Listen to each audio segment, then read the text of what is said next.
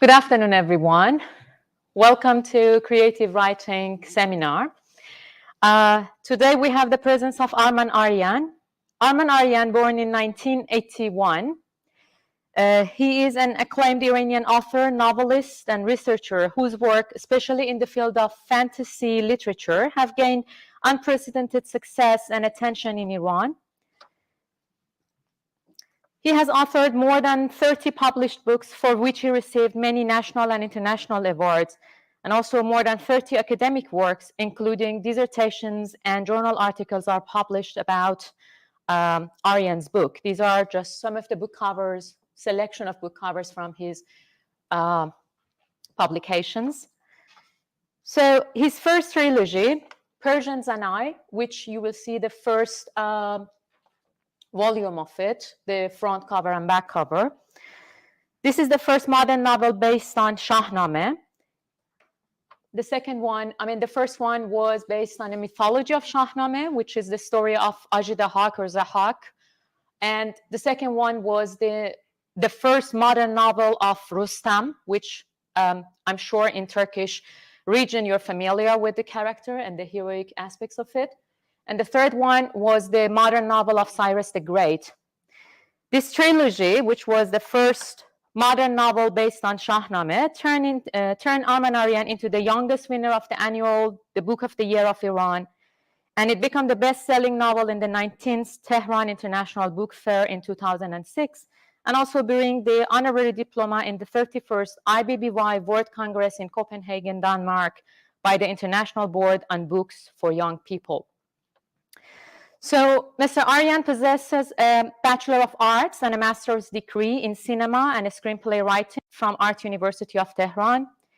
His dissertation, which was published later as a book, was the Encyclopedia of Avesta's dramatic literature. Avesta is a mythological, historical, and religious book, as is considered to be the sacred book of Zoroastrian religion, Zarathushtri religion. So it is not just a sacred book for Zarathushtri people, but it is part of the mythology of Iran. So this encyclopedia, which is now the leading guideline in the field of mythology and epical literary adaptation, later bore fruits of his most recent works. This is the encyclopedia. And his most recent works, which is based on some mythology of Iran, including mainly on Avesta. This is the pentalogy, the series of 5-volume books of Patash Khuargar. Patash Khuargar received 5-star Flying Turtle, listed in the White Ravens catalog in the International Youth Library in 2018 in Germany. And some books which you might be interested in is the Bitter Earring or Acı Küpe, which is published by Demovan Publishing House in Istanbul, Turkey. And another book, Dark Garden Nightmare, is translated into Polish and recently translated to English and published in London. This is the first dark fantasy novel written in Persian. Arman Arian writes several scripts for animation films and computer games, from which Gershasp is based on ancient Persian mythology, bringing to life the epic battles of the mythological hero Gershasp. More information are available online on his Wikipedia and website if you're interested. So I would like, on behalf of Aracad, invite Arman Arian to join us for the seminar.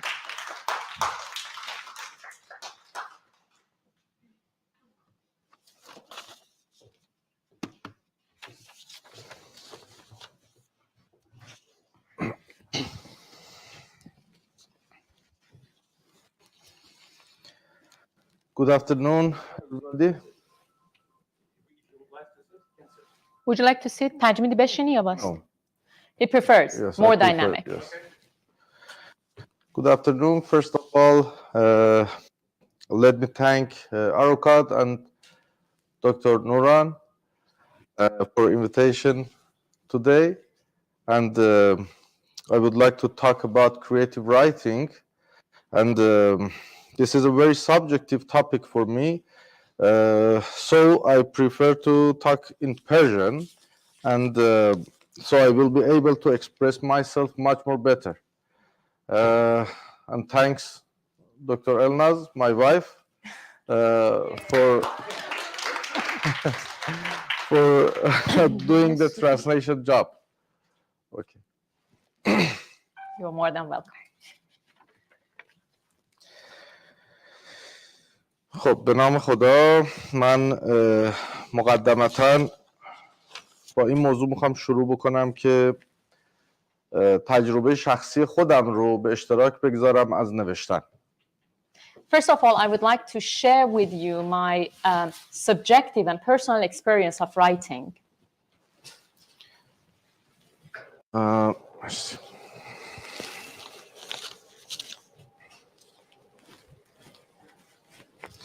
این تجربه شخصی مبتنی است بر روش‌های شخصی که من در 20 سال گذشته موقع نوشتن داشتم. This personal experience is based on my personal methods which I employ for writing during the last 20 years. I should add he started writing when he was 14, but later professionally 12, sorry. Then professionally the first book was published when he was 20. Right? خب سرآغاز همه چیز شاید ماجرا از 200 سال پیش از جد ششم من شروع بشه که نویسنده دربار ایران بود. So the whole story started long before my birth from the 6 ancestors behind me who was 200 سال پیش. 200 years ago. My ancestor was the Khatib or writer of the royal palace of Iran during the Qajar dynasty. میر محمد صادق وقایع‌نگار مروزی. This is the name. میر محمد صادق وقایع‌نگار مروزی. نویسنده کتاب جنگ‌های ایران و روس. Who is well known for writing the history of Iran and Russia's war. و بعد از اون خب پدر بزرگ من نویسنده و شاعر بود و همینطور دایی من و دختر دایی‌های من و After that, this continuing family, my grandfather was a writer, my uncle poem and writer, and then my cousins, many of them are writers and journalists and poets. اینجا موضوع وراثت نیست که بخوام در مورد یه چیز خانوادگی صحبت بکنم. I'm not sharing this because this is a familial issue I want to talk about. بلکه موضوع این هست که از دو جنبه میخوام بهش نگاه بکنم. اینکه ما اولا همیشه تو خانواده و زندگیمون مسئله نوشتن و کتاب یک موضوع خیلی مهم بود. So it has two aspects for me. First, in our family, always writing and owning books and having books and reading books, it was an important part of our family culture.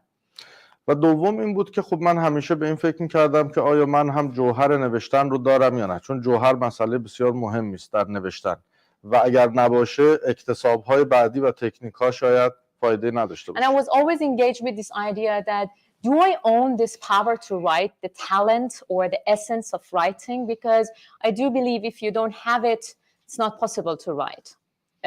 Maybe the learned techniques and strategy wouldn't be that much useful to you.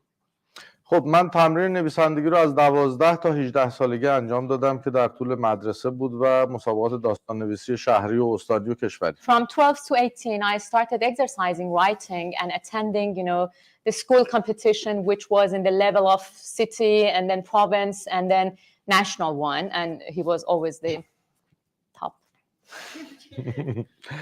وقتی که 20 سالم شد، یعنی 2 سال از دانشگاه هم میگذشت، اولین رمانم رو شروع کردم به نوشتن که پارسیانومه بود که جلدش رو دیدم. When I was 20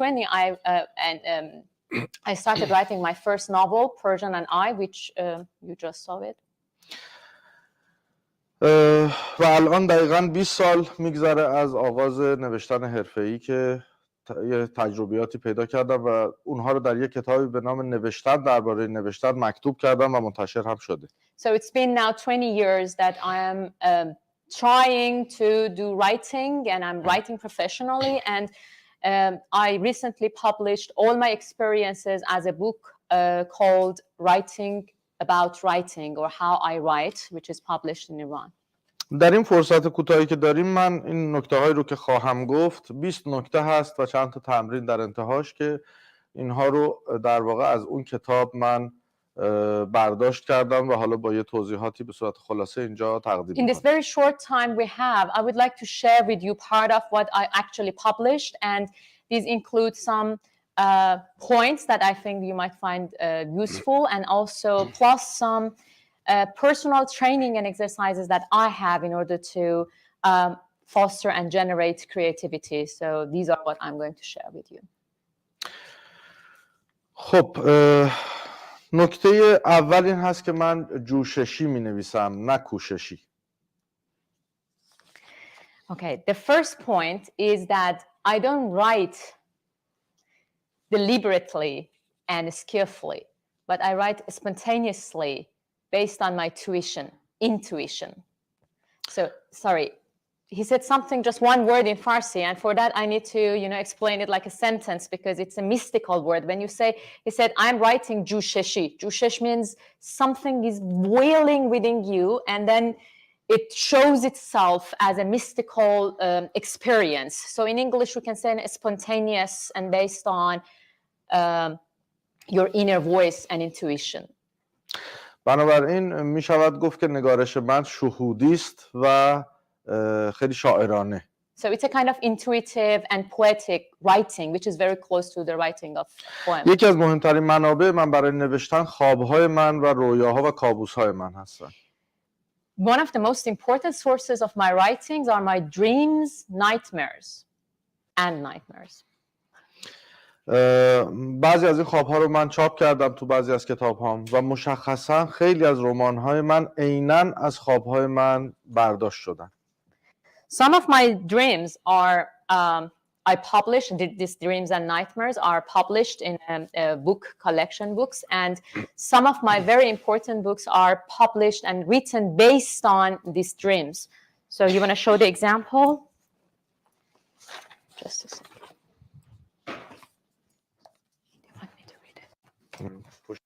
نه پشت شما اونو بخون. اونو نمیخواد، اون مال اون گروه بعدیه. So this is Dog Garden Nightmare, which is just recently published in London as the prologue part of the book. He actually explained this. So this is the one paragraph I would like to share with you. What follows springs from images in a dream portrayed in my mind from the middle of one autumn night until the early morning dawn. The images were so powerful and clear that I thought it was really happening and not simply a frightening dream. The nightmare rolled like the frames of a movie. When I woke up, I was only able to stare up at the ceiling and whisper to myself, this is going to be one of the most terrifying stories ever. Midnight, November 10, 2007. This is the prologue of this horror dark fantasy book. خب حالا یه چند تا نکته رو خدمت شما عرض میکنم که با اونها وارد بحث در واقع نویسندگی خلاق میشیم. So these are some of the points for creative writing. یک، آن لحظه ها. Number one, those moments. اون لحظه ها یعنی چی؟ یعنی اون لحظه هایی که ناگهان چیزی در تو بهت میگه که داستانت داره میاد، مثل لحظه زایش میمونه، باید همون لحظه بری و اون رو متولد کنی. These are those moments which you hear a voice that something is coming, the moment of sparkle, which I can compare it to the moments of birth. So you need to give birth to that moment, just don't miss it. تنها کاری که نویسنده بیچاره در اون لحظه میتونه انجام بده اینه که باید اون حس رو بچسبه، ولش نکنه، بنشینه و بنویسه. حالا هر ساعتی از شبان روز که میخواد باشه، میتونه 2 نصف شب باشه، میتونه 4 بعد از ظهر باشه، میتونه تو سفر باشه یا هر جای دیگه.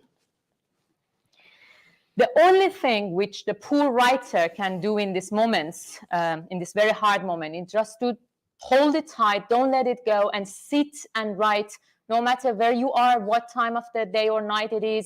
Are you traveling? Are you in the middle of class? Don't do that in my classes. So, yes, don't let that moment go. این لحظه‌ایه که دقیقاً آدم با تنبلی خودش مواجه میشه و باید حتما جلوش بیسته، چون خیلی پیش میاد که لحظه نابهنگام و بدیه، زمان و مکانش جور نیست معمولا. This is the moment that you have to overcome your laziness, that I will write it later and I'm busy now, because it will go and you cannot catch it again later. 2. از پیش نامعین. Number 2, prior unknown. اینکه من وقتی می نویسم نمیدونم قراره چی بنویسم. اون حس میاد و بعد شروع میکنیم به نوشتن و خود نوشتن به تو میگه که چی قراره نوشته بشه. When I start writing, prior to writing, I have no idea what I'm going to write. I just leave myself to that moment and then the idea will tell you what to write and how to write it. اینطوریست که در واقع فرم با محتوا شکل میگیره و محتوا با فرم. So که کدوم مقدم بر اون یکی روشن نیست. در هم تنیده هستن. So that's how the form and content are very much interlinked and interwoven that you cannot separate them and then just create it together. You cannot separate them. You cannot say this is the content and I want to create it in this form. They just come together. 3. به خودش بسپار. Number 3, leave it to itself. خیلی طبیعی خود اثر و خود راه و خود زندگی بهت خواهد گفت که چون باید گفت.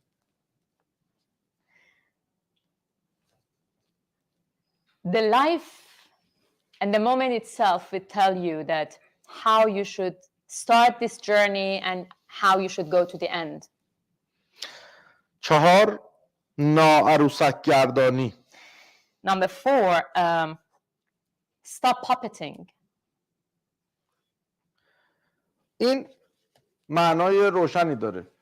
وقتی که ما خیمه شب بازی رو میبینیم، بازیگر یا کارگردان در پس اون عروسک دقیقاً به اون عروسک القا میکنه که کی دستش بالا بره، کی پاش پایین بیاد و چه حرکاتی رو انجام بده.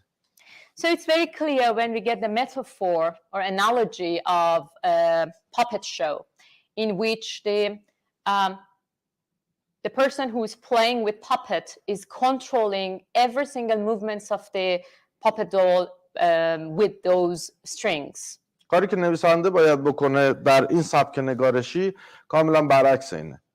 So what a writer in this way of writing that I'm talking about now is just to stop doing that, stop controlling the characters and situations as if you are running a puppet show. درست مثل صحنه پینوکیو وقتی میره تو اون مجلس خیمه شب بازی توی اون سیرک و او هر کاری که خودش میخواد میکنه و تفاوتش با بقیه هم همینه که از خودش اراده داره. It reminds me of a scene from Pinocchio where in the circus scene while he's acting along with other puppets he started suddenly doing whatever he wants and that's what makes him outstanding and distinguish him from the other puppets who are controlled by men. این چیزی که من دارم میگم یه چیزی شبیه به احضار ارواح اگه بتونم درست توضیحش بدم.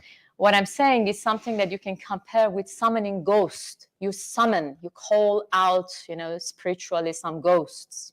البته منظور روح به معنای اون چیزی که حالا تصور میکنیم نیست. منظور اون منهای نهفته در منه. So by ghosts, I don't mean those horror fantasy that creatures that you have in mind, but I mean several various selves which are hidden within you. جلوتر بیشتر در این موضوع توضیح خواهم داد. Later I explain these different selves later. 5 دوربین ذهنی. Number 5, mental camera.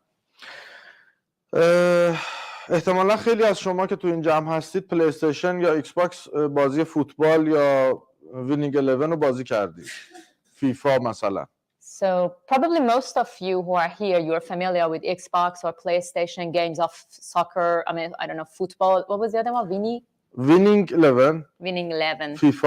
FIFA, games. So you are familiar with them. وقتی گل میزنی بازی بهت یه صحنه رو میده که دوربین آزاد داره و میتونی باهاش هر جا خواستی بچرخی، هر طرف خواستی و یا زوم کنی بری عقب بیا جلو. Very technical. When you goal, then the game give you an option to have a free camera which gives you the possibility of going through the scene of the goal and turn it around and see who was where and what happened, how happens. All the details you can go and search within the scene. خیلی پیشرفته تر از این دوربین باید در سر نویسنده تربیت شده باشه و آماده باشه. Technologically, much more advanced camera should be in your head.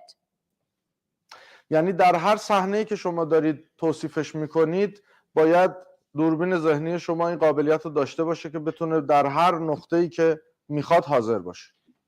So your mental camera should be very advanced. So when you are describing a scene, it should be able to move around and not to lose any details which might be hidden in the corner. مثلا الان من اگه اراده بکنم جای هر کدوم از شماها میتونم به خودم نگاه کنم. So now, after exercising, I have this ability to sit physically, you mean, right? Yes. Not mentally. To sit physically on the seat of each of you and look at myself from your eyes. So it means creating different point of view on myself. 6. Number 6. کشف آنچه در نهان جاری است. Discovering the world within. جهانی که در ما تک تک ماها جریان داره کاملا پیوسته و در واقع یک چیز جامع است، یک جریانی است، مثل زندگی بیرون که پیوسته است و منقطع نیست. اون تو هم برای خودش یک جهانی درون هر کدوم از ما، در انفس ما جریان داره که پیوسته است. The world within each of us, if we are aware of it or not, it exists. It's like the world outside, which is now running out there without your presence. So the world within you exists there and it's doing its own job, and it is very coherent and all-encompassing and all-present. مثل یک رودخانه‌ای که همیشه در جریانه و من ممکنه یک کاسه ازش آب بردارم. It's like a river which is always streaming, full water, full power, but you may just be able to take one bowl at the moment.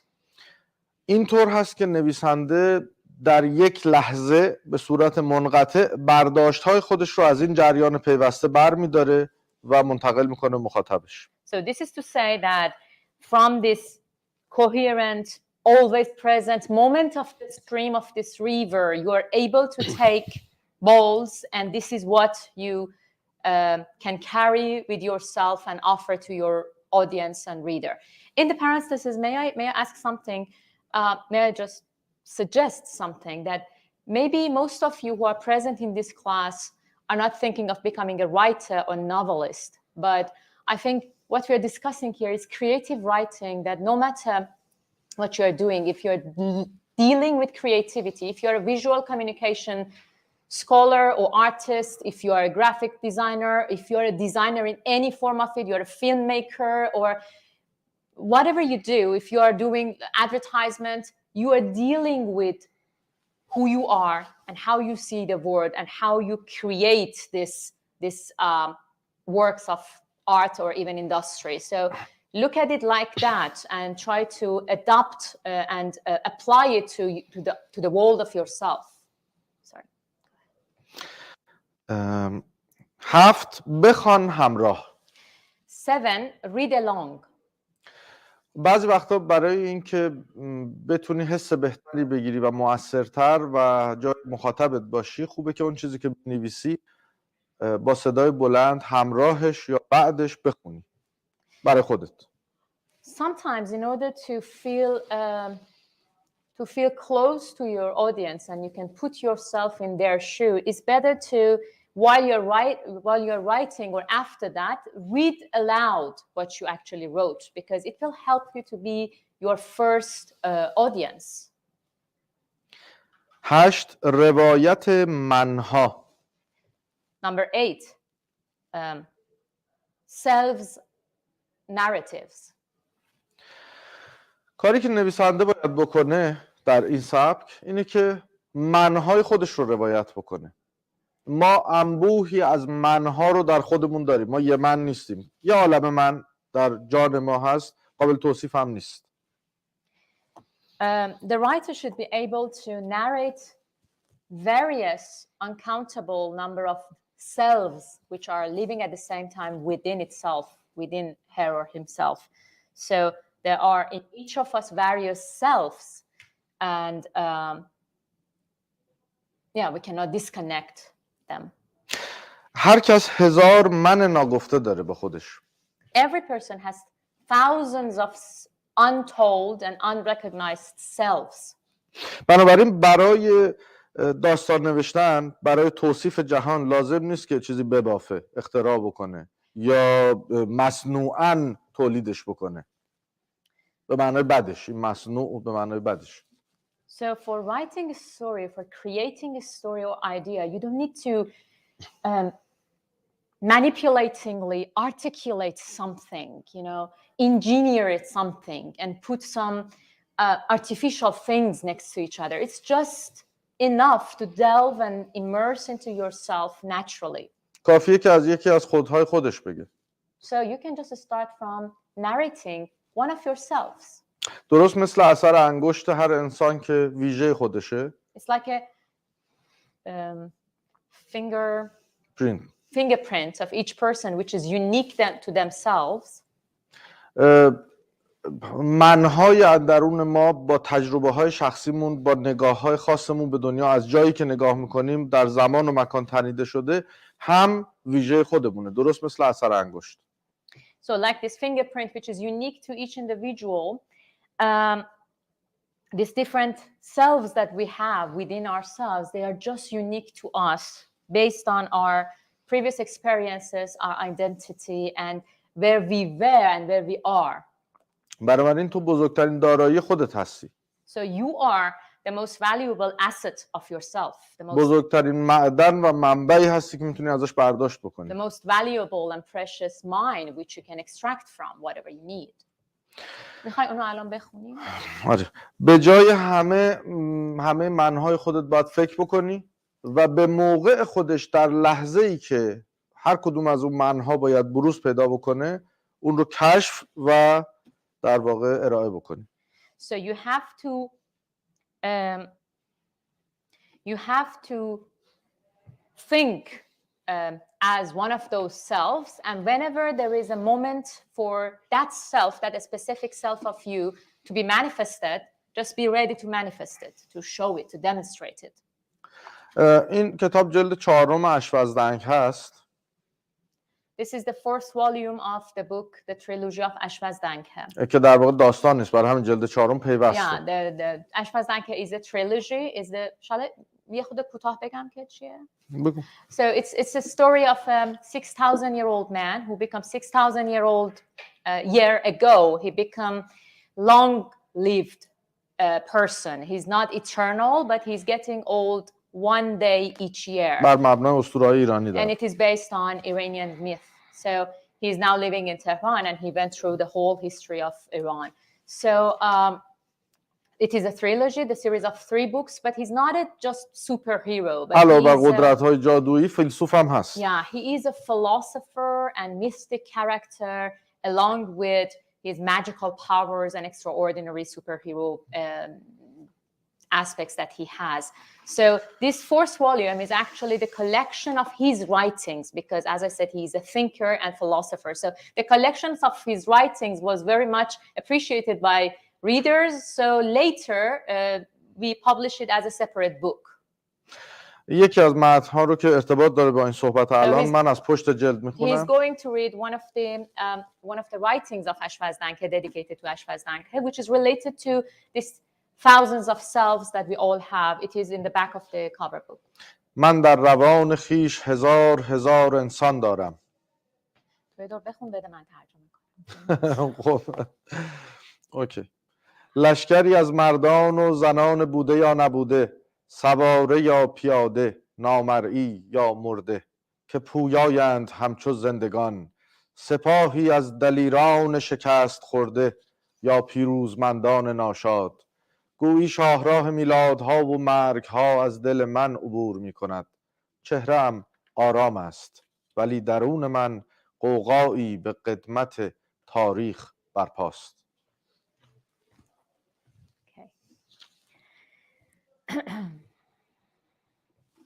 I have thousands of people in my soul, in my mind. an army of ever existed or non-existed men and women. They were visible, invisible, or dead, but they were dynamic like livings. An army of broken heroes or unhappy victors. As if the highways of all birth and death are just crossing from the middle of my heart. My face seems to be calm, but deep within me, deep inside me, there is a commotion as long as the history. خب بنابراین در همین موضوع باید به شدت از دیوی به نام تقلید و هیولایی به نام تصنع دوری کرد. So you have to, in connected to what I just said, you have to avoid a monster called imitation, as an ogre, and an ogre called articulation, engineering. 9 ساده ترین همان پیچیده ترین است. Number 9, the simplest is the most intricate and complicated. این راه کشف خودمون به معنای پیچیده گویی و مغلق گویی نیست. When we are talking about discovering yourself, it doesn't mean to talk very complicated and intricate.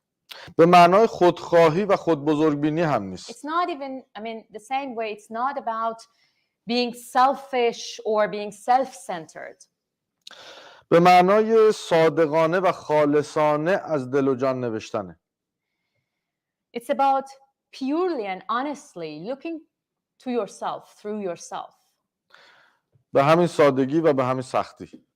As simple as that and as really hard and complicated as that. 10 انتخاب بدون شوخی و سستی. Number 10, choosing seriously and thoughtfully.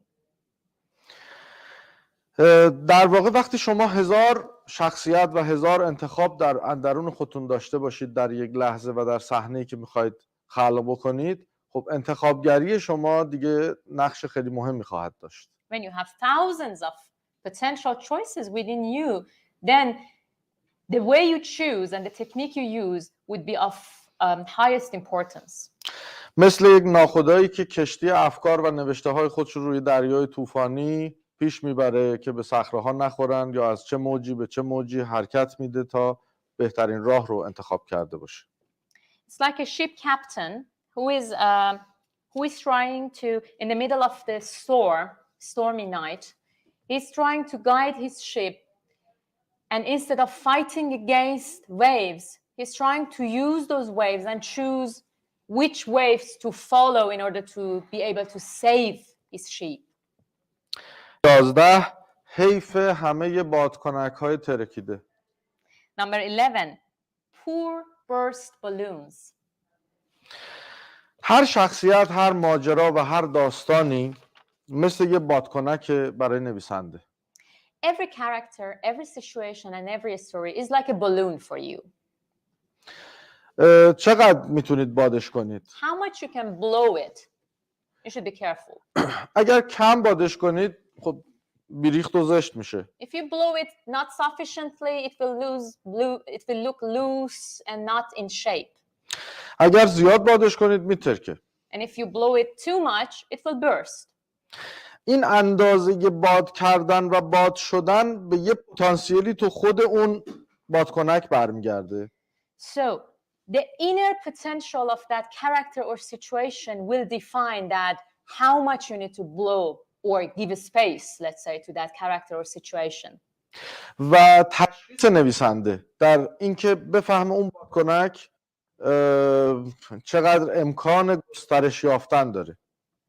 And then the writer should be very clever to be able to identify and recognize that each balloon, what is the capacity of each balloon.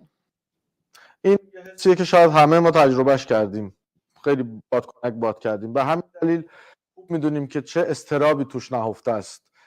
اون فوت آخر که وقتی میخوایم انجام بدیم و نمیدونیم این فوت آخر قبل ترکیدنه یا فوت آخر برای خوشگل شدن بادکنک. We all experience this. If you have ever blown a balloon, you know this stress that when you are blowing, you don't know if this is the last blow and it's going to burst, or this is just the one before and it's going to be the sufficient one. خیلی سریالا، کتابا، فیلم‌ها رو می‌بینیم، می‌خونیم که میگیم چقدر آب بسته توش یا چقدر زود رد شد از موضوع و خوب پرداختش نکرد. اینا همش به همین نفس نویسنده برمیگرده که چقدر در اون بادکنکش دمیده. You probably have ever watched, TV series or films that you tell yourself, okay, come on, just stop it. Yani, how much you are just stretching this story. It has nothing more, and they just want to add seasons and seasons one after another. Or sometimes you tell yourself, oh, why it finishes so fast? What happened? This detail or that detail, this question or that question were not yet answered. So these are all about recognizing the right amount of air you need to blow in your balloon. 12 نویسنده ماندن. Number 12, staying a writer. من معتقدم که هیچ کس نویسنده نیست که ضمانتی داشته باشه که نویسنده الالابد هست. هر نویسنده‌ای با هر کتابی که می‌نویسه در واقع نویسنده میشه و تا کتاب بعدی باید سعی بکنه نویسنده بمونه، برای که نویسندگی یه شیوه زیستنه. I don't believe that there is something called a writer. So when you write a book, yes, you are a writer, but the moment it is finished, there is no guarantee you can be a writer anymore. And there are some proof for that, people who write one and couldn't write the second one. So you have to, when you write, it is finished, you have to strive to stay a writer. And because writing is not an occupation, writing is a lifestyle, is a way of living. من خودم شخصا با همه کارهایی که منتشر کردم در این لحظه که اینجا وایسادم آرزوم اینه که روزی دوباره نویسنده بشم با کتاب بعدی و اثر بعدی. Despite all the books that I published and this all years of experience and being known and acknowledged, but my dream is just to become writer again and see the next book of mine or the work of mine to be finished. از این زاویه این نویسندگی مسئولیت خیلی سنگینم هست. So from these aspects it brings you a huge responsibility to be a writer, to stay a writer. 13 همچون آب. Number 13, like water. همونجور که گفتم درون ما یک جهان کاملی جریان داره. As I said, within us there is a huge, complete world. در این جغرافیا انبوهی از کوه‌ها، جنگل‌ها، بیابون‌ها، دشت‌ها، رودخونه‌ها هستند. In this geography of the world within us, there are mountains and rivers, streams, seas, oceans, and all exist. رودخانه‌های خودت رو باید به سمت دریا جاری کنی. You have to guide your streams, your rivers towards your oceans. در جغرافیای دلت حتی کوچکترین جویبار و جوی رو هم نباید دست کم بگیری. In the geography of your heart and your mind, you shouldn't neglect not even the smallest drop of water or the smallest branch of stream. در شمال جغرافیای دلت اونجا که یه قطبی هست و سرمایی هست، اگر شاخه‌ای هست که نوکش یخ بسته و قطره قطره داره ازش آب میچکه، اون قطره ها رو هم حتی نباید ندیده بگیری وقتی لازمه. If in the north pole of your geography, which is very cold and sometimes forgotten, you don't want to remember it. If there is a branch which is frozen and then gradually it's getting drops of water, it's getting melted and drops of water are just dropping down, so you shouldn't miss them, you shouldn't neglect them. حالا این آب‌ها چیکار میکنن؟ اینا یه سیستم به هم پیوسته هستند. So what is the function of them that shouldn't be neglected? They are an all connected, all related system or network. این قطره ها، ابرها، اقیانوس ها، آبشارها، رودخانه ها همگی با هم all this drops and clouds and rivers and streams and lakes and oceans all together, they are working. میان پشت سدهای ذهن تو جمع میشن. They are responsible to fill up the dam of your mind. You know, مثل it's یک like, sorry, you know the dam that we get electricity from. It needs to be full of water so it can produce سد آبی. electricity. سد آبی پشتش The water یک dam. دریاچه بزرگه. So if you see behind each of this water dam, there is a huge lake. We have one in Cyprus, I do believe, a beautiful lake. اما وقتی میخوایم ازش برق بگیریم کافیه که یه سوراخ خیلی کوچیک باشه که این آب به باریکی از داخل این رد بشه و از اون فشار عظیم که اون پشت هست به پشتوانه اون ما اون الکتریسیته رو ازش میگیریم. So if you want to get electricity, extract electricity out of this, all this water which are there, you need to,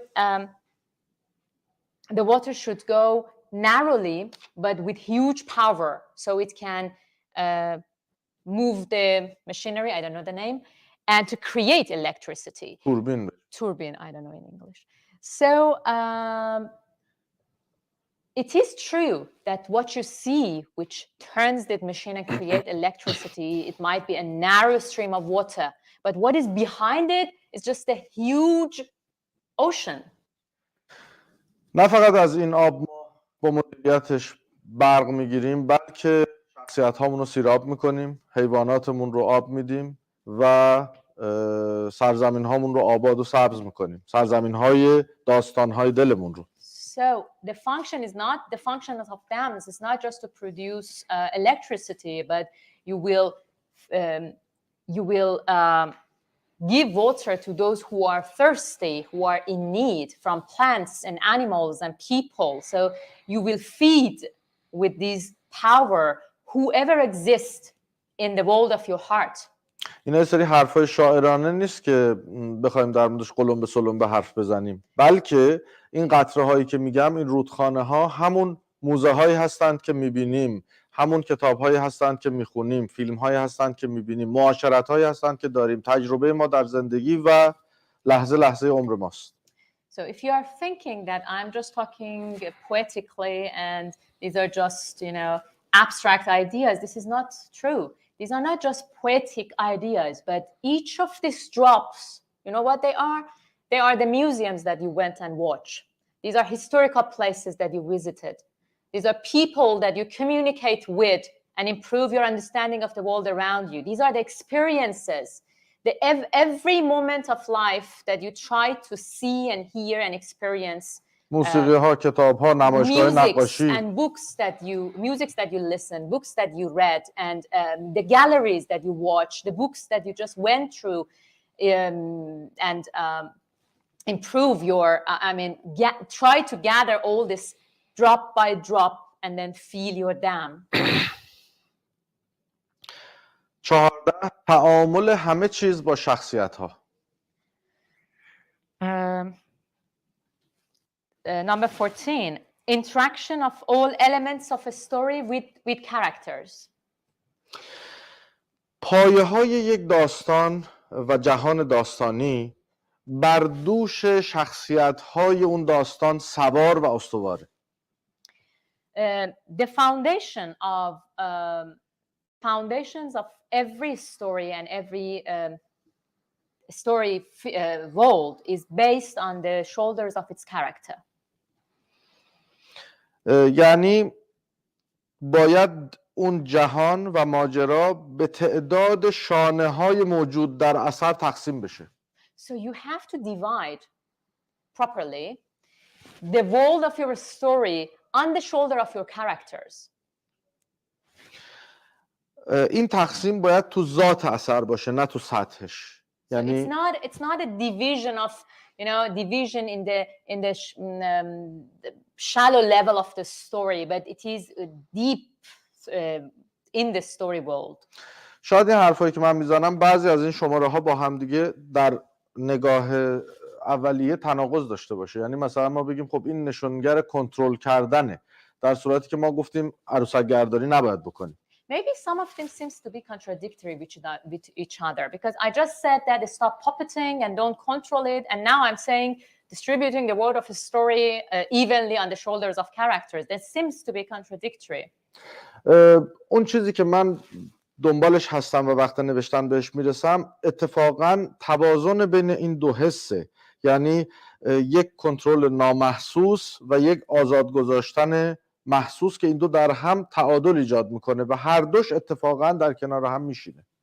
So what I am looking for and I am idealistically try to get is that to balance in between this invisible kind of control and visible liberating your characters and let them do whatever they want and just have your camera to record them.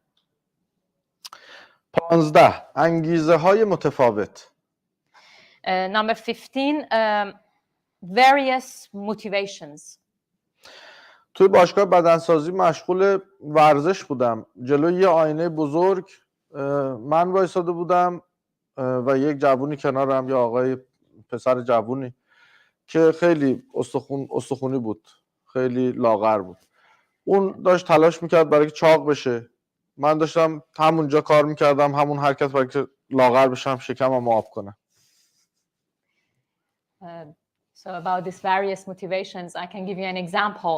Once I was exercising in gym in front of a big mirror. I was standing and trying hard, sweating. And then it was a very slim boy with skinny hands, just next to me. And we were all doing the same things. I was trying to get rid of my belly and he was trying to put on weight.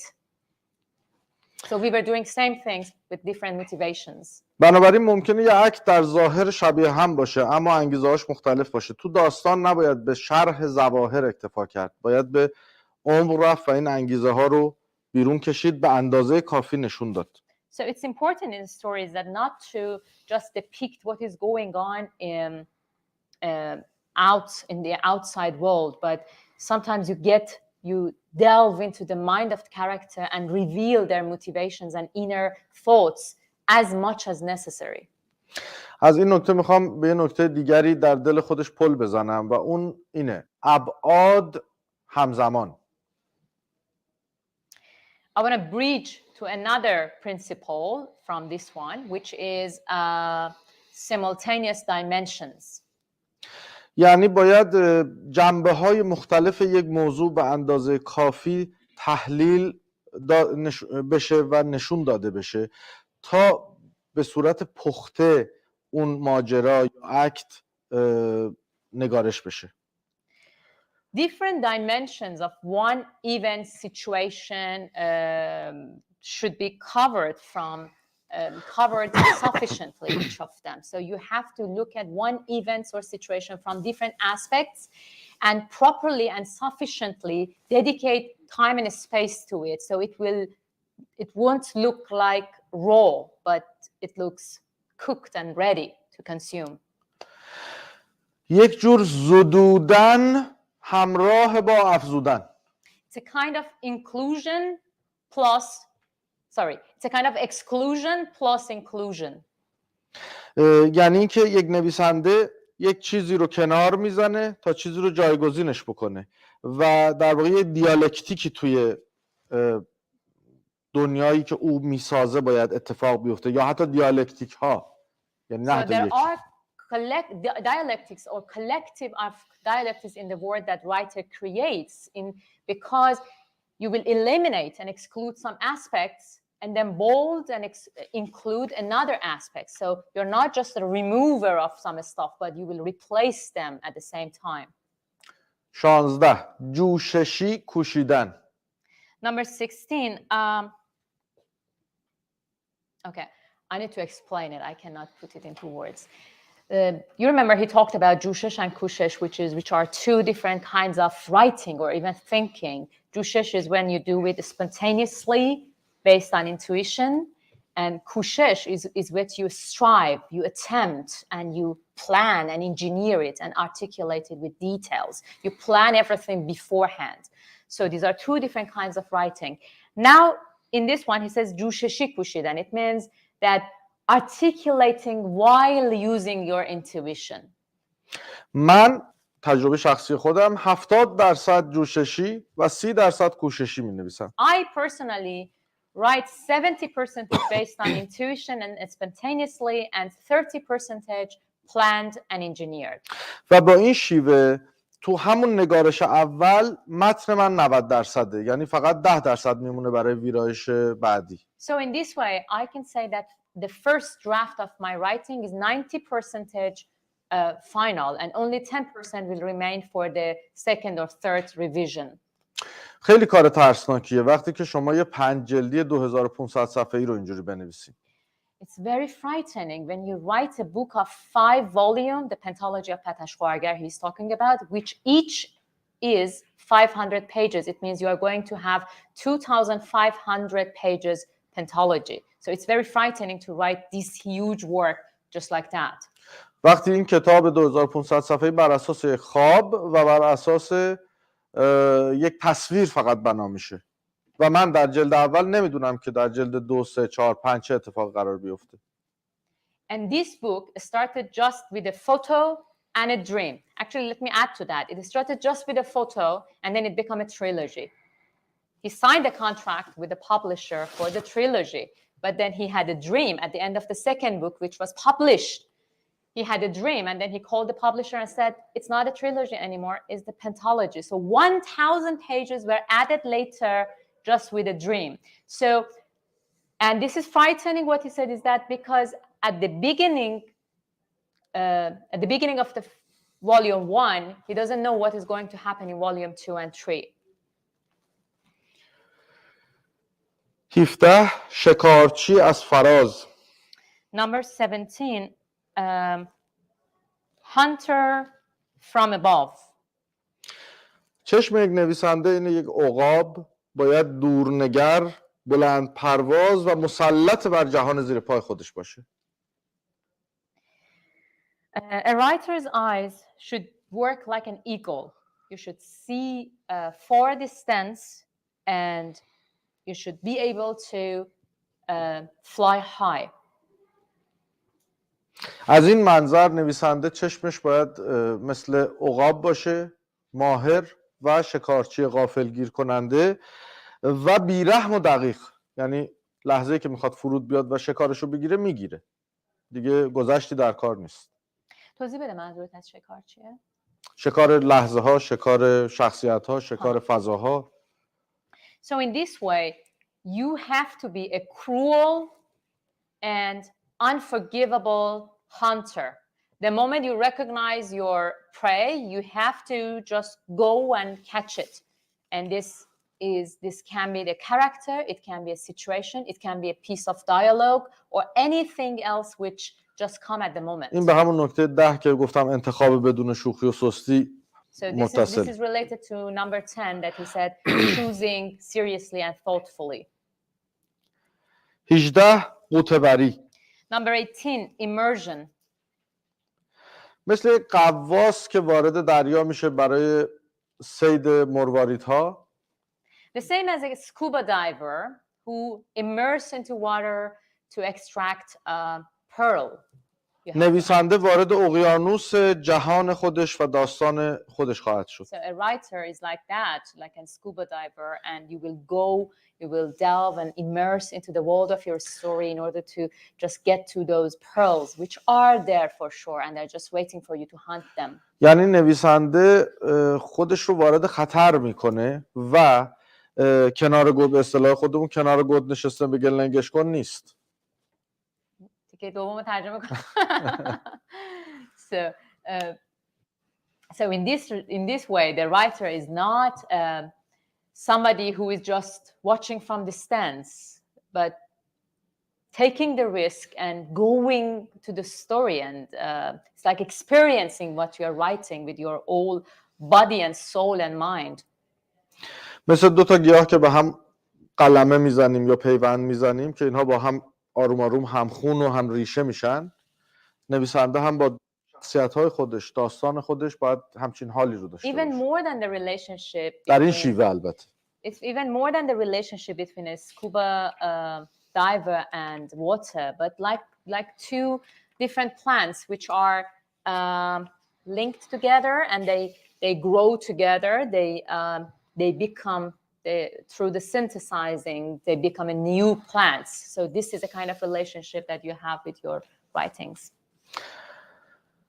19 غنی‌ترین تهی. Number 19, the richest empty. لاوتسه میگه تمرکز یعنی اینکه شما یک لیوان آب و گل رو دستت بگیری و باهاش زندگی کنی و جوری این گلها ته‌نشین بشه و آب خالص بالا بمونه که هر کاری که میکنی توی زندگی، تمثیلی البته، هر کاری در زندگی میکنی این دوتا با هم قاطی نشه و دوباره آب گلالود نشه. بتونی این طور آرامشت رو در لحظات سخت زندگی حفظ بکنی. لاوتسه در واقع فیلسوف و پیامبر چینیه که مال قرن 6 قبل از میلاد.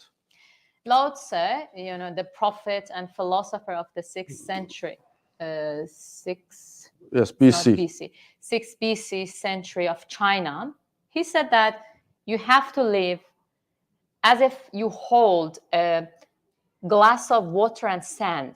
So imagine you pour a spoon of sand in the glass of water. So they are very prone to mix. I mean, the slightest movement can mix them. So Lao Tse say that you have to live. You should live in a way that whatever you do, you walk around, you communicate with people, you're having your own life, creating stuff. Whatever you do, you have to keep this water and sand separated. So this is like a metaphor for your inner being. نویسنده باید بتونه در داستان خودش، در جهان داستان خودش با چنین تمرکزی وارد بشه. So you have to concentrate on the world of your story like that. Nothing should break your concentration and focus. Nothing should mix the sand and water for you. لازمه که حتی گاهی خود فعالش رو بذاره کنار رو استنبای و نامرئی بشه بره تو داستان. Okay, there's a metaphor for him. He said that I put myself on a standby and my active one, I put it on a standby and I become invisible, and like an invisible man, I sneak into the world of my story, start watching what is going on. سایه‌وار، جوری که شخصیت‌ها نفهمن اونجایی. Like a shadow, so the characters wouldn't recognize you are there. This is, I think, related to the stopping puppeting. And then when you stop puppeting your characters, then you will be an observer and a recorder, actually, of what they are doing. یعنی اگر همین لحظه رو یه داستان در نظر بگیریم، یه سکانس داستان من نویسنده در داستان خودم اینجا پشت تریبون نیستم. So if you imagine that this is what we are in, is part of the story, the word of a story, let's say.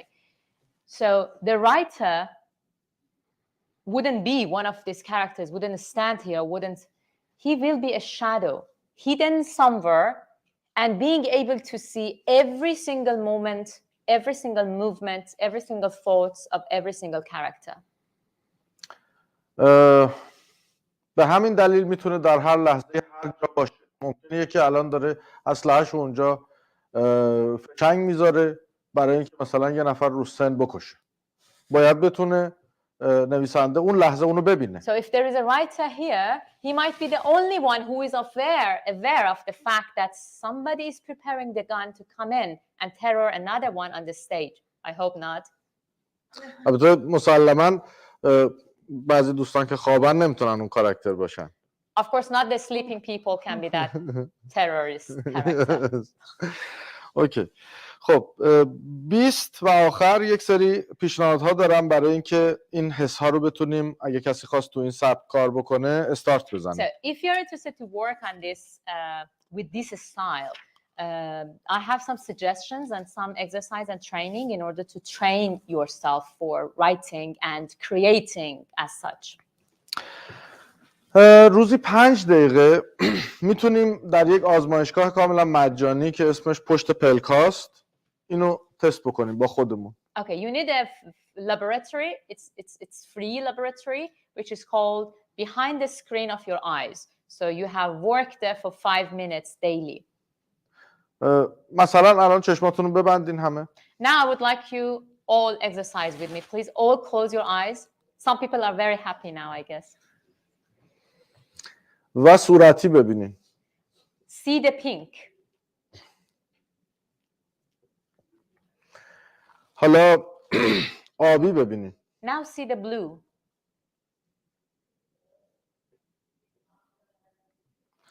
حالا یه چراغ مطالعه ببینین. Now see the table lamp.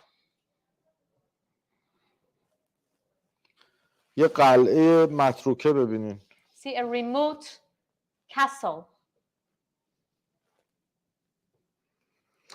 یواش یواش از چیزهای ساده میایم به سمت چیزهای پیشرفته تر. Okay, let's make it a bit more complicated.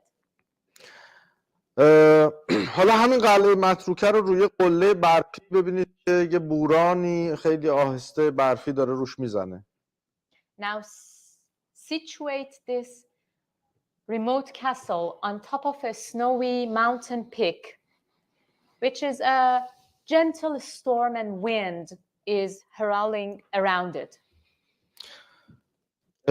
توی شب مهتابی یه کشتی رو ببینید مال دزدای دریایی قرن 17 که دارن روش بعد از یه دزدی موفقیت‌آمیز جشن شادی به پا کردن.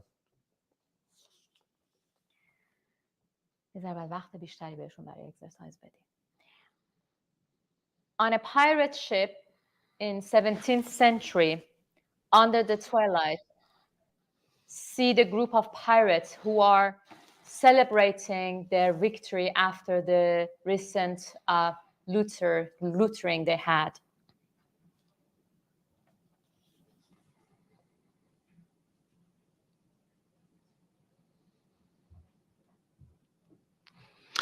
حالا یک بچه معلولی رو ببینید توی یک اتاق نمور تاریک دم غروب پشت پنجره نشسته منتظر یه مادری که کارگره و باید این وقتا بیاد خونه ولی دیر کرده. Now see a disabled child. Around sunset, he sat behind a shabby window of a house and he's looking outside, waiting for his mother to arrive. His mother is a worker and usually around this time she came home, but today she's late. So see the boy behind the window, a disabled boy. Boy or girl? Or boy or girl. یه خورده تماشاش کنید. Just watch him, do nothing. Him or her.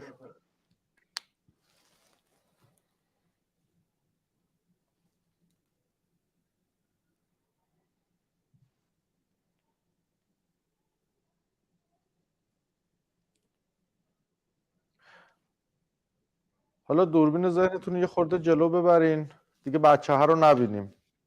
خیابون رو ببینیم. چی میبینین از خیابون؟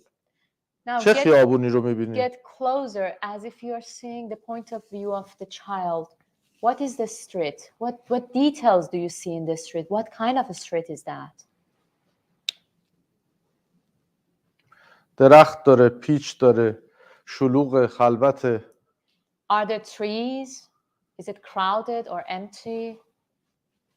Is it straight or twisted? Are there cars?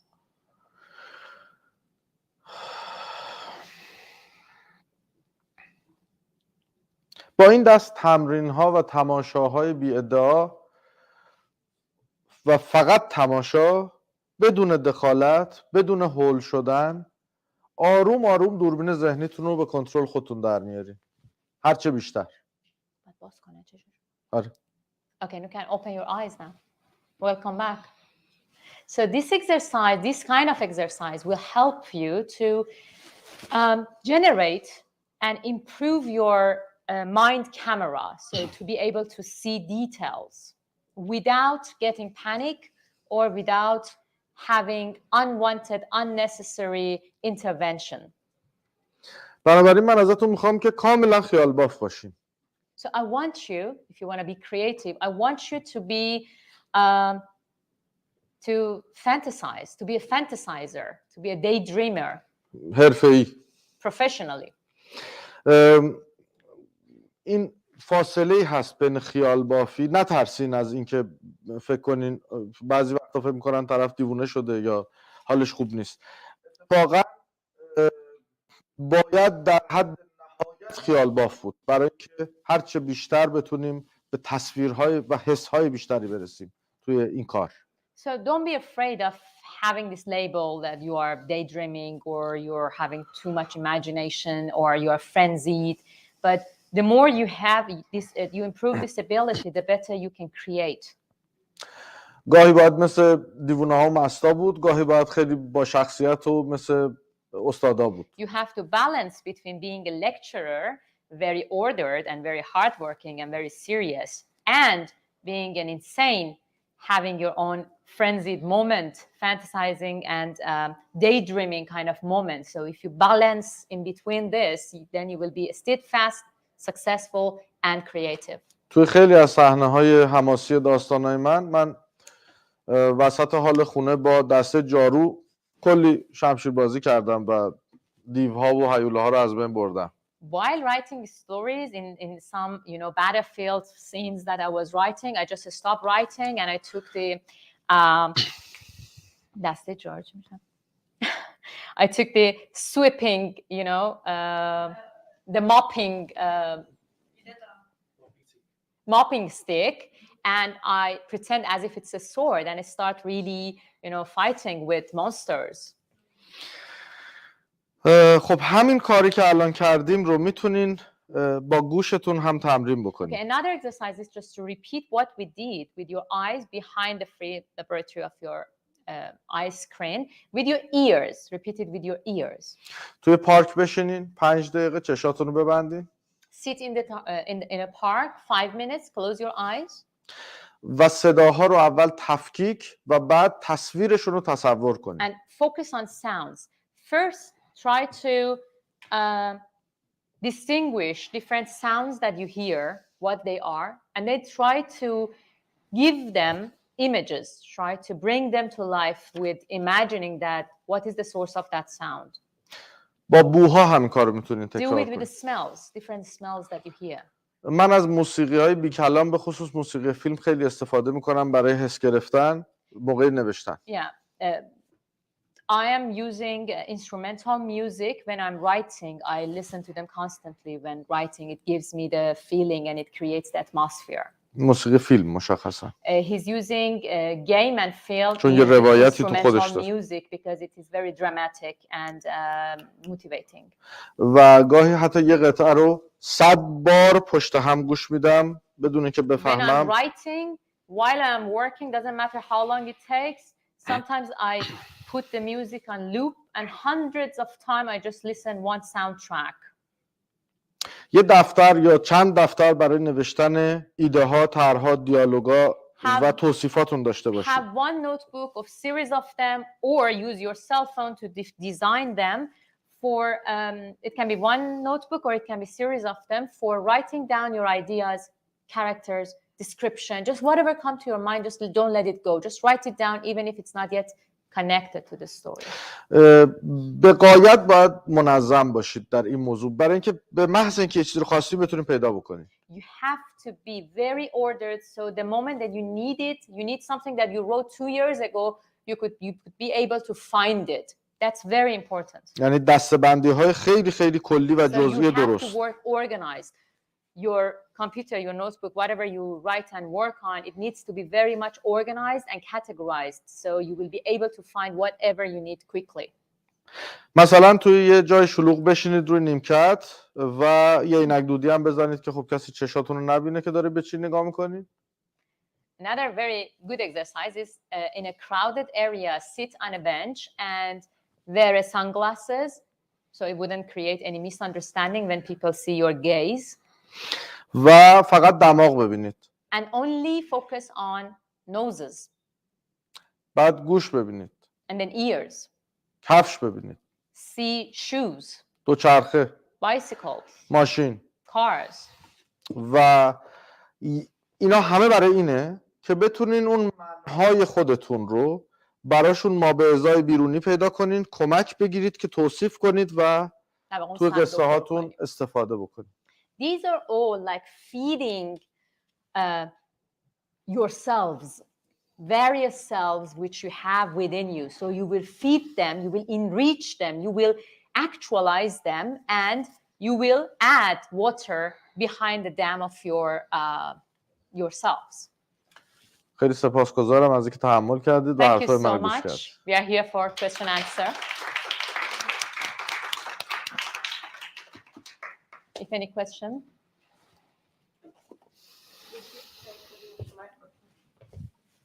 What to do? Is there any hand mic?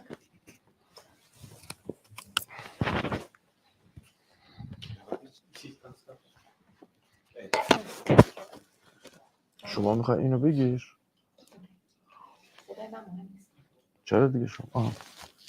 So we know about your process, just what you told us now, but maybe you have some moments where you know what, like you wrote what happened and you know what should happen in the couple of scenes next, but you can't quite reach through the gap. Like you know what should come next, but you need to first come to that point. How do you maybe deal with this? اشتباه نکنم شما بگو. اینکه تو یه وقتی هست که تو الان توی یه نقطه‌ای هستی، بعد میدونی باید تو نقطه دیگه‌ای بری، ولی یه گپی بین این دو تا وجود داره که تو نمیدونی چه جوری باید این گپ رو در واقع پر بکنی. تو اون لحظه‌ها چه کار می‌کنی؟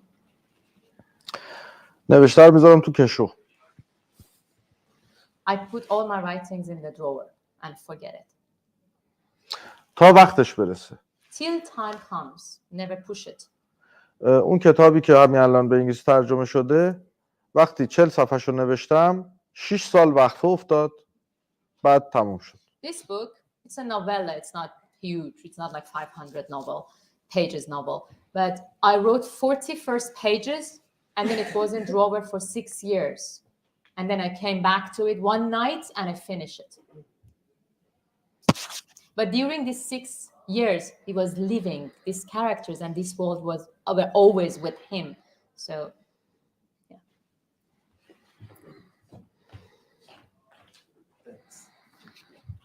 Thank you very much. It was a great presentation, and I'm very motivated to read from your books and learn as well.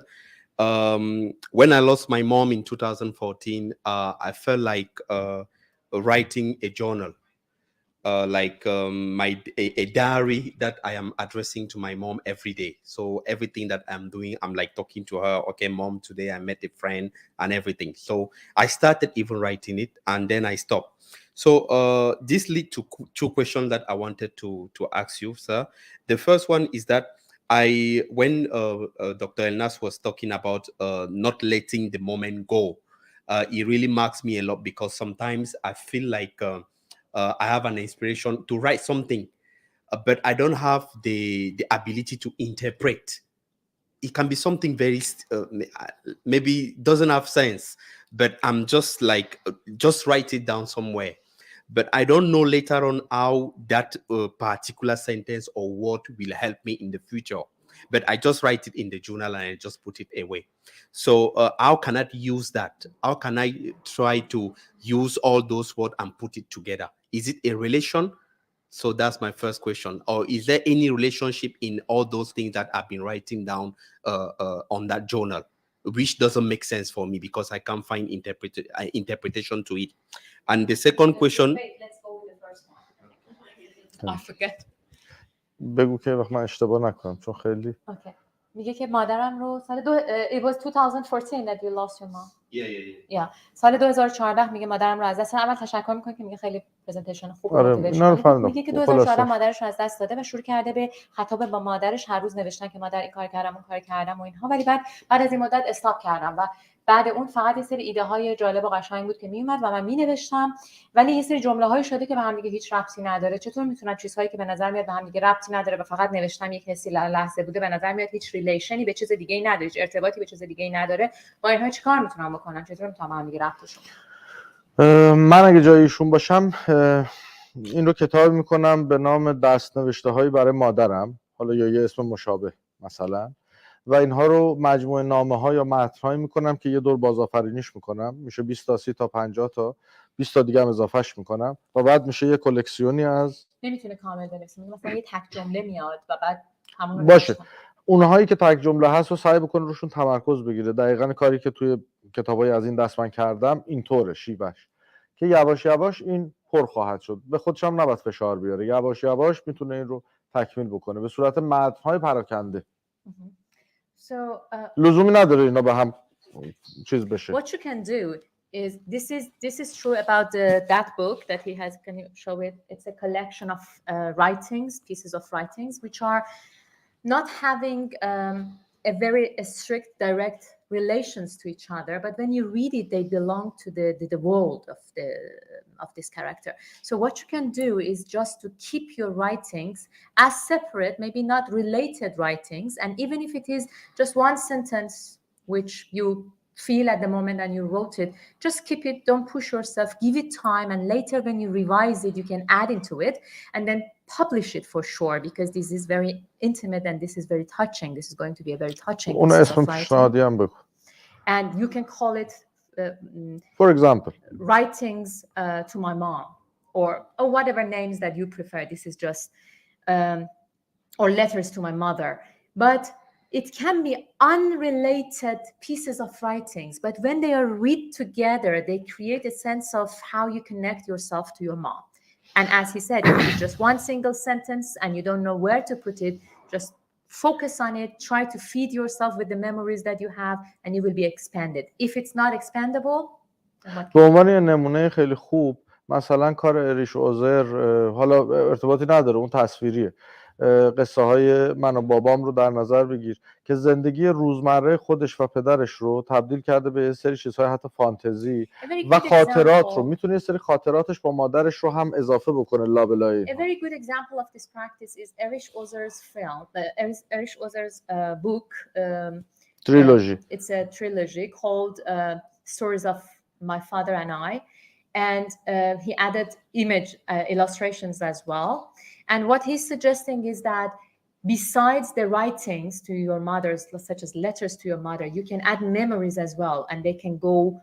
It seems to be unrelated, but when they read together, they create the world of your relationship. The last one was to know what type of writer one can be. Like this is the second question. Yes, yeah. What type of okay, he want to know how it is possible to know what kind of writer he is. By kind of writer, you mean are you able to write by intuition or by striving and planning? Okay, how is it possible to know? چجوری می‌نویسه؟ How do you write? Like I'm writing manuscript.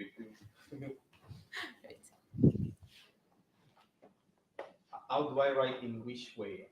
I didn't get the question. خیلی محاسبه میکنه مینویسه یا شاعرانه ناگهانی؟ How do you usually write? Does it just come in the middle of night and you wake up and you start writing, or do you plan what to write first, what to write second, from where to go?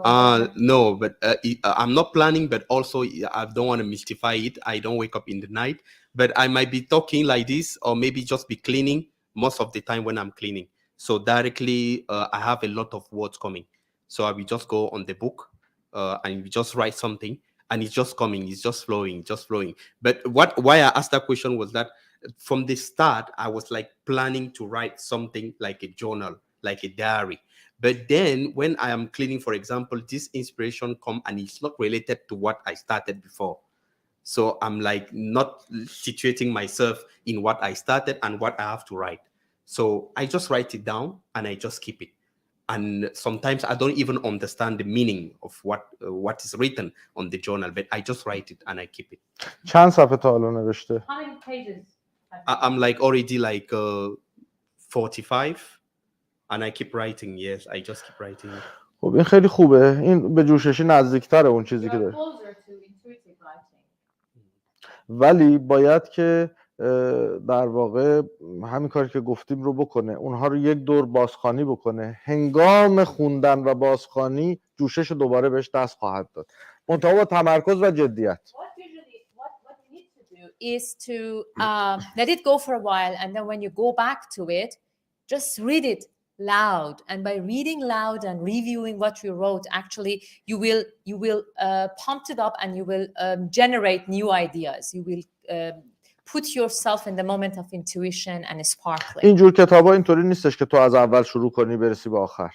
So this kind of book is not you start from the beginning and go straight to the end.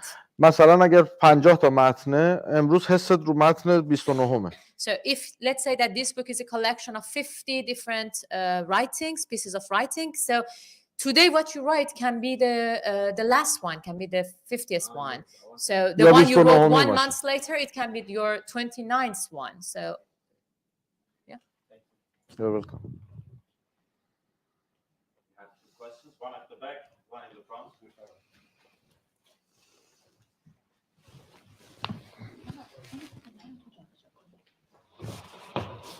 خشخش نیفته.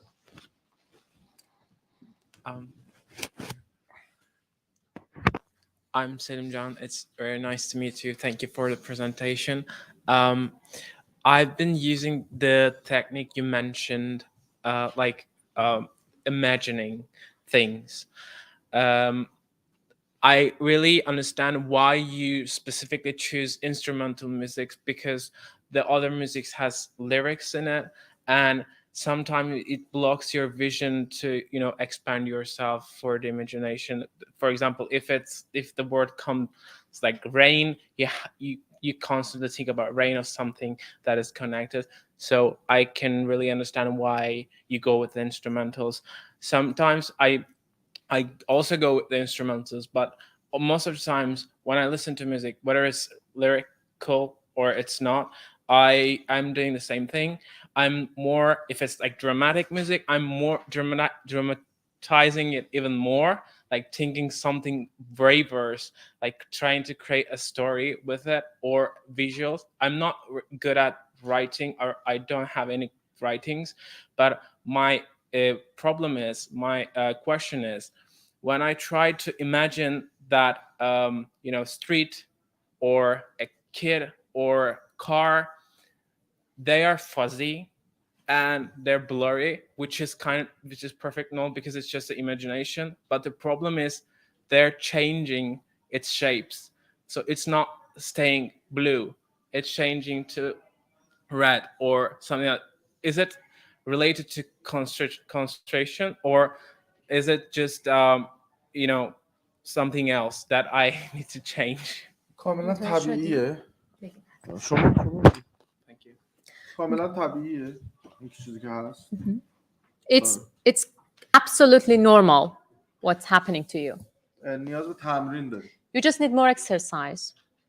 اگر روزی 5 دقیقه این کار رو انجام بدی و مدام این کار رو بکنی، همراه با نوشتن، همراه با پر کردن صد پشت سره. So if you do this practice for 5 minutes every day, while you keep trying to writing and imagining, and at the same time enriching and feeling the damp, as he said, by enriching your experiences, but seeing the world around you, reading books, watching films, going to museums, going to historical places, visiting new people, new places, expanding your perspective. بسته به جدیت خودت در 1 ماه یا 6 ماه به جایی میرسی که آبی رو آبی خواهید دید، صورتی رو صورتی، و تصویرها رو نه اونقدر واضح که بگم داری واقعیت رو میبینی، به هر حال ذهن، ولی خیلی واضح تر خواهد. If you work seriously and steadfastness, then in 1 month, maximum 6 months, you will be able to keep blue and red and pink, but still the imagination is always blurry because it is imagination. It's not like you're not living the experience.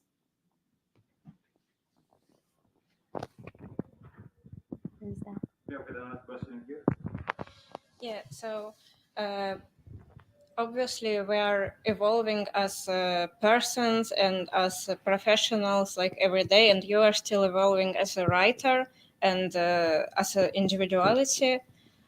So how, maybe it's again intuitive for you, but maybe how do you decide that the story is finished, it won't be better? Because like tomorrow you will be more than you are today. So sometimes I have like idea and I think, but if I will write about it like couple of years in the future, then I will be able to execute it so much better.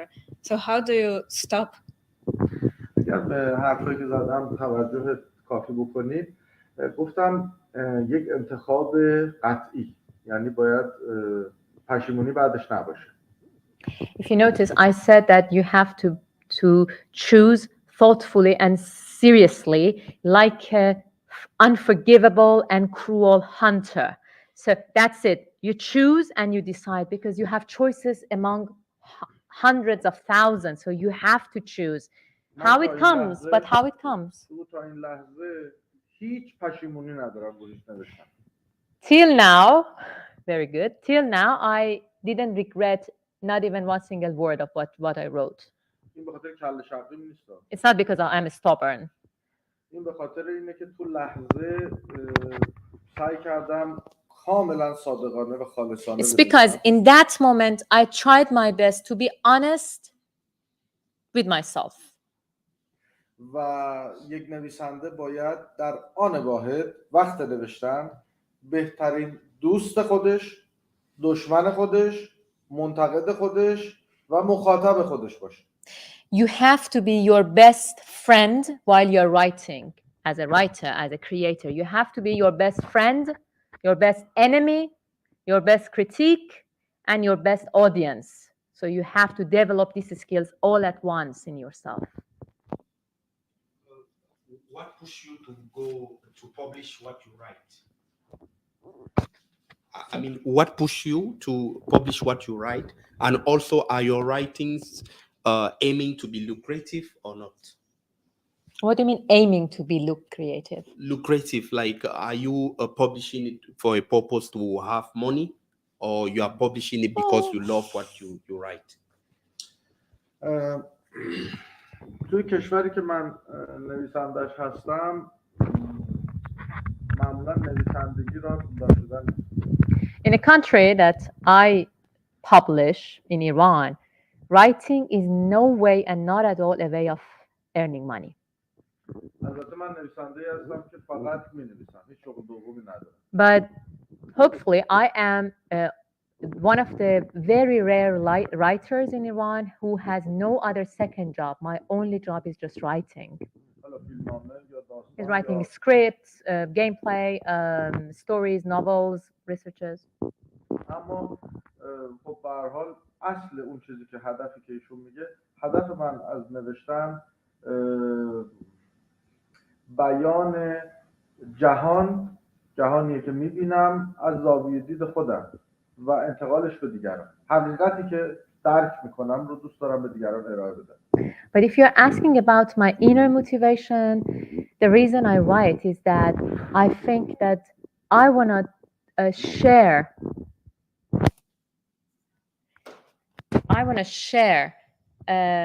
the truth that I see, or the way my perspective from the world to the others. So I want to share it with others. Have you ever felt threatened by politics? What do you mean exactly by that? For example, you just said that he's writing, he has something to share to the world.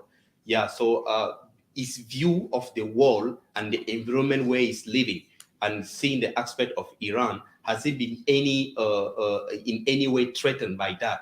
Or has he in any way been in fear? You mean that he manipulated what he wanted to write because of political risks?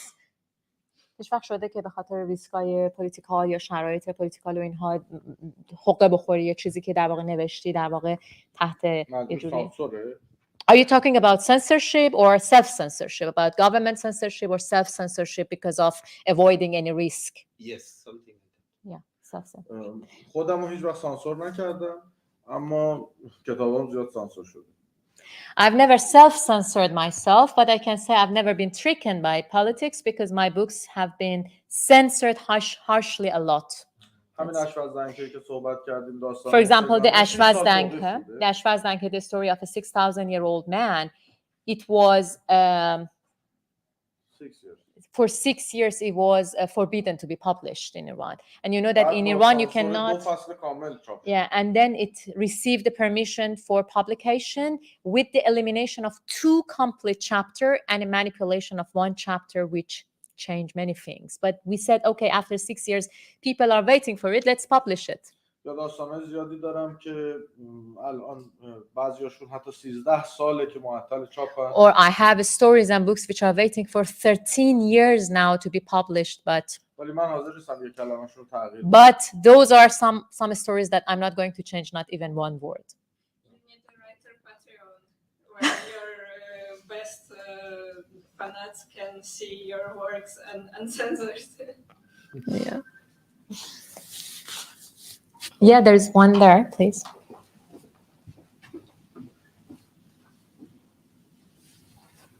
Hello, my name is Arina, and I really liked your presentation. It was really inspiring.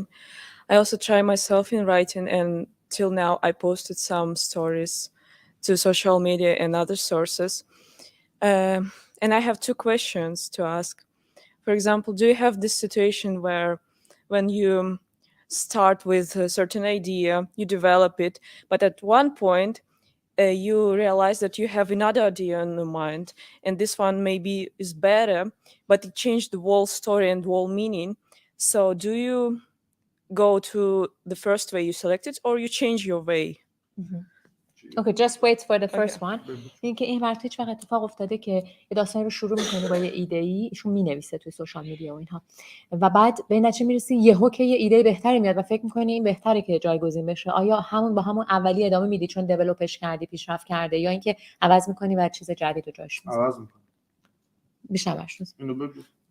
I certainly change it into the new one. من یک فولدر پر از ایده دارم، شاید هزاران جمله، ایده، دیالوگ، شخصیت و فضا.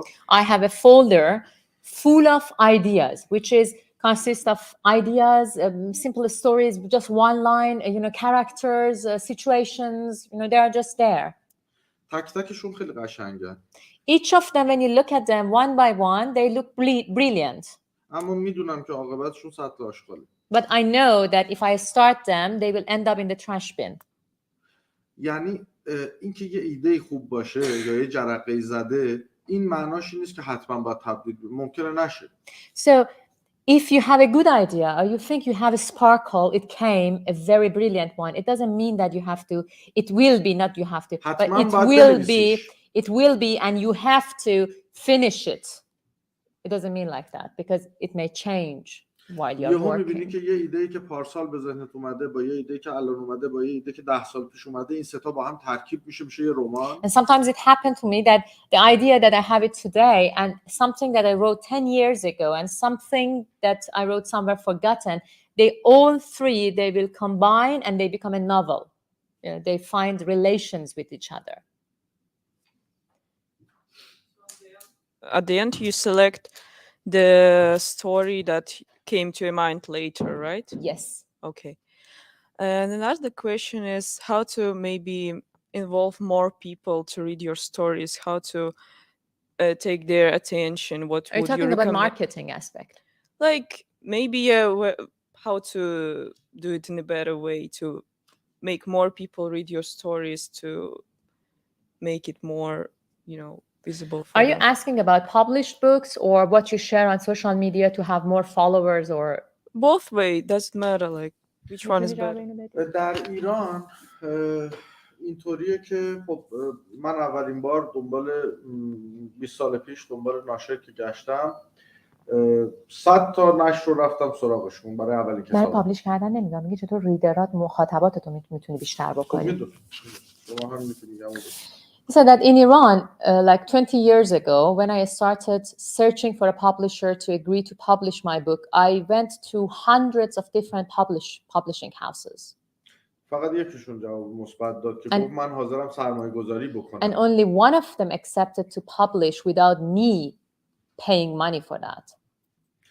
و اصولا در کشور ما به دلایل مختلف مسئله کتاب و کتابخوانی و اینها یک مسئله خیلی بغرنجیه، یعنی مسئله ساده و آسون نیست و مخاطب کم، قیمت کتاب گرونه، مشکلات زیادی برای این مسائل. And in Iran there are multi-layered problems when it comes to books and the culture of book reading. People are not reading book much, they're not into book reading much, and the price of the books and papers are very, very much expensive.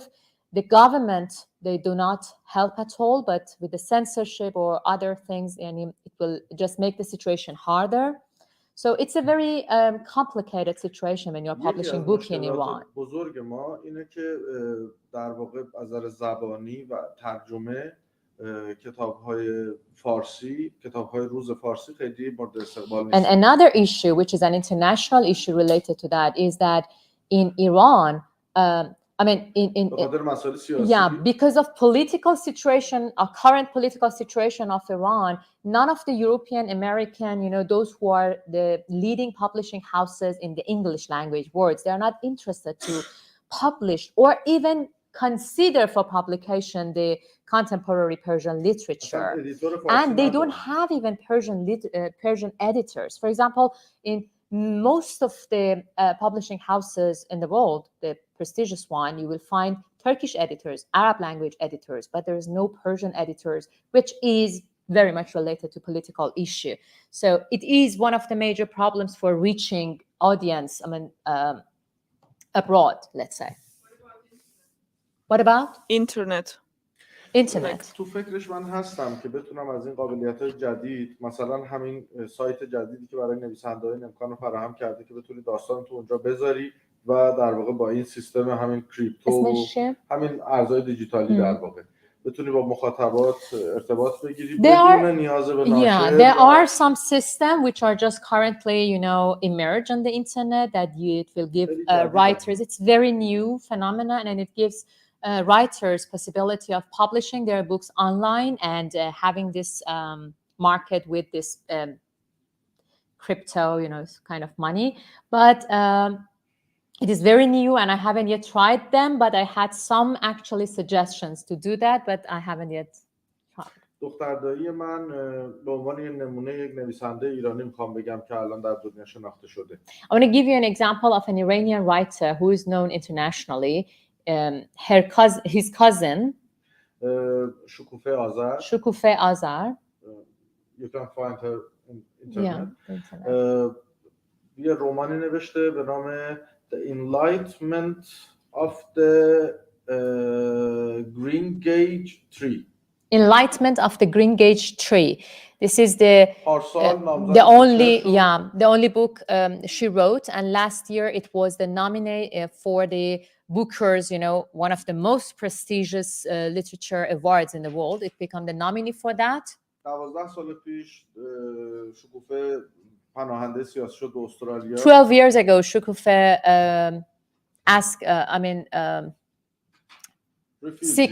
seek asylum to Australia, become the refugee in Australia, and she wrote her book in Farsi, and because it is a very political book in the style of magic realism.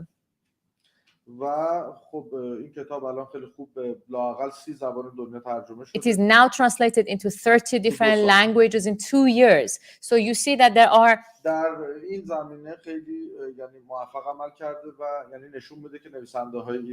so it shows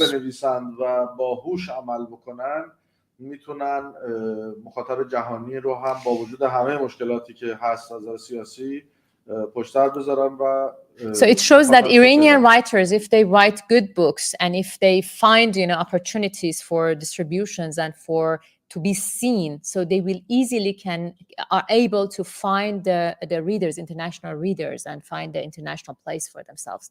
So I'm not sure how much more time we have. Do we still have time? Very much. It's still alive, according to me. It is.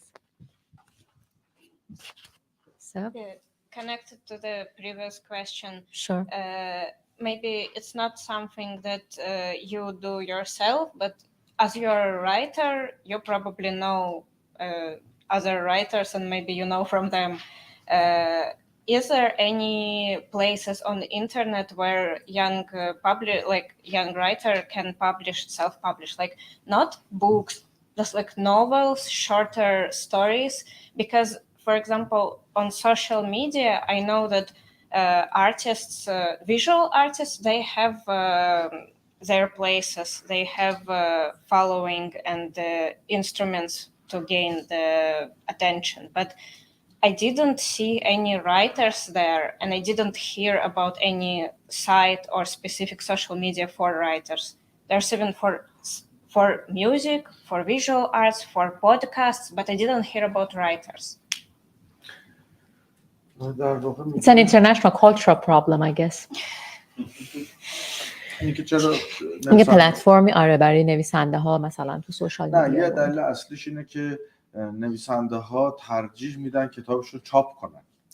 It's the main reason is that most of وقتی شما این رو در چیز منتشر کرده باشید. The main reason is that most of writers they prefer to have their book published, and if you just once publish your pieces of writings online, no publisher would accept to republish it, as a hard copy. عموما حالا استثناء Generally, but as far as I know, there's a possibility of self-publishing. You can design your cover page and everything, and you can self-publish and self-sell your books if you have it on Amazon, for example. اسم سایتی هم هست تو استرالیا جدیداً همین چیز حالا There's a website in Australia newly launched. He's trying to find the name. Okay. It's just that, for example, I don't think that I will ever want to sell my story. I maybe want people to see it and to experience it, but I don't want to take money from them. And I don't want, like, if I will go to publishing house, I will narrow down audience very strictly. Like in internet, I can reach to all the world. So I would imagine that there are some places where writers could do that, because it has to be, like, it has to be. خب چی شد من از دست دادم؟ من نمیخوام پول در بیارم از نوشته ها، من فقط میخوام که مردم بخونن. برای همین فکر میکنم حتما باید یه جایی تو اینترنت باشه که من بتونم برم بندازم اونجا اثرمو. این صفحه حالا این مال نویسندگان ایرانی مشخصا، ولی این یه چیز پلتفرم بین‌المللیه به نام NFT Books. NFT Books is an international platform for sharing books. It means it's connected to the tokens and all this stuff. It's Welcome to the new world. Welcome. وقتی کتاب تو اونجا قرار There are some Iranian amateur writers who are using their Telegram channels actually to do that, and they are posting their writings like serial writers. But I don't know. I mean, this is not our expertise. If you conduct researchers on this, maybe others, maybe we can share. He's suggesting that you can have your own weblog as well. اونجا بذاره و مخاطبای خاص خودشو داشته باشه. اما خب من اینو بهش پیشنهاد نمی‌کنم که این کارو بکنه. یعنی اگر داستانایی داره که میخواد. But he's not recommending. He's saying why not publishing your book, because you don't have to. You can dedicate, you can allocate the money you gain for charity or whatever. But this is the way of being. Considering to be a serious writer. And of course, it depends on your style of writing. Sometimes some styles of writings are just good for social media. They're not for publishing. So it depends on what you write. I think the issue with my personal ethics, I don't think that I want ever to gatekeep my art behind money. If I want to share, I don't want to share only with people who have money. Because I often don't have money to see some works of the artist that I enjoy, and I don't want anyone to feel like that about me. That's a very long story, actually, about the democratizations of art. And then you can go to that artists have to survive and they have to live a life. So it is a very philosophical, discussion. We cannot go to that now, but I am very, I am connected to what you're saying. May I ask something? I would like to ask something. Okay, as well. okay. If you don't mind. Okay, I would like to ask something about the inspiration. You must have said that your inspiration comes with your nightmares. Mm-hmm. Yes, not all of them. Not all of them. Yes. Dreams and nightmares. Is there any certain time, especially about the inspiration? For example, night times, it is more influential on you, or it depends on the situation? بگو اگه من بهتون بگم که حتی از خوابهای اطرافیانم از جمله همسرم من الهام میگیرم چیز عجیبی نیست. There is no rules to that, and I can tell you that even the nightmares my other people had can give me inspiration. An example is one night I had a nightmare and I just woke up and I said, oh, I had a bad dream. I said it and I went back to sleep, and in the morning he gave me a complete short stories he wrote based on that. So یا یکی از کتابای من توی یکی از فصلاش گیر کرده بود و 9 ماه معطل بود. با خوابی که تو دیدی من گرم باز شد. And the trilogy of Ashwazdanke, it was stopped in one of the chapters for 9 months and it didn't go forward. And then one night I had a dream and I just woke up and I told the dream to Arman and I said, oh, this is the answer to my story, and he were able to finish it. So نویسنده باید منتظر باشه. the writer should wait, should be ready شاخکاش باید حساس باشه. with all his sensors to be ready to catch, whatever comes. حالا میتونه تو واقعیت اتفاقی بیفته، میتونه تو خواب، بیداری، هر چیزی، از جمله خود پنجگانه پتشخوارگر که با یک عکس شروع شد. So the inspiration may come when you are awake, when you're asleep, in someone else's dreams, or in someone else, even simple dialogue, like the Patashkhwargar, the 2,500 books it is, but it just started with a photo I saw in a book. So it was the source of inspiration. بذار عکسو نشون بدم. This photo. This photo is a castle. It's a castle in the middle of In the clouds. middle of clouds. It's north of Iran, in Mazandaran. When I saw this photo, the complete world of this story opened for me with this photo, just this. But before that, I was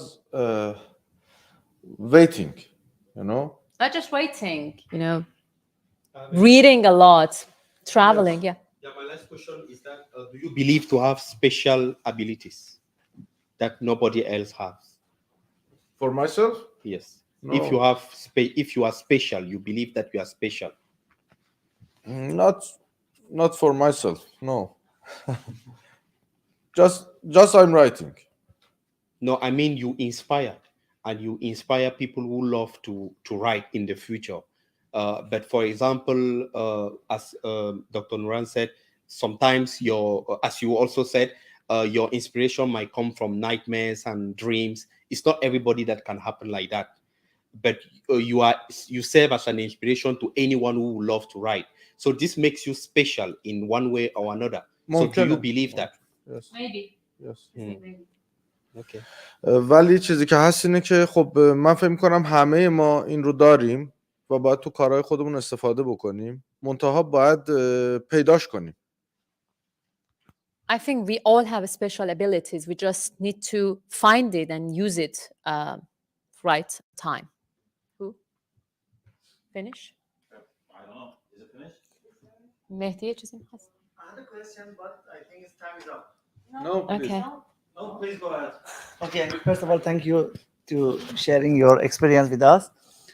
I want to know that do you have experience about short essay writing, like copywriting, a slogan or something like that? If it's a yes, the result can be the same, like long story and short story can be the same manner of creativity, or they have a different rule and regulations. یعنی منظورت اینه که مقاله نه کپی رایتینگ مثلا شعار تبلیغاتی همین قانون رو داره، با همین قانون و متد میریم جلو، یا نه اون یه نوشتن برای چیزا آره مثلا شعاری که یه برند انتخاب میکنه واسه شعار تبلیغاتیش، یا داستانی ادورتایزمنت مثلا، یا یه داستان شورت بریکی، آره تو مدل خودش، آره تو استایل خودش کوچیک‌تر یا با تجربه داشتین مثلا برای مثال آره. میشه اونو بگین؟ خب مثلا برای کار تبلیغاتی من قبلا کار تبلیغاتی می‌کردم، چون He said yes, when you are doing advertisement or you are designing a slogan or branding system, you are using exactly the same technique, but in the smaller scales. And he has experience, different and smaller scale, and he has experience in writing for advertisements as well. Or for animations or computer games, which is technically completely different, but it's the idea, inspiration, these are the same.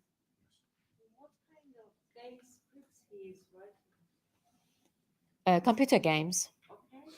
Yes.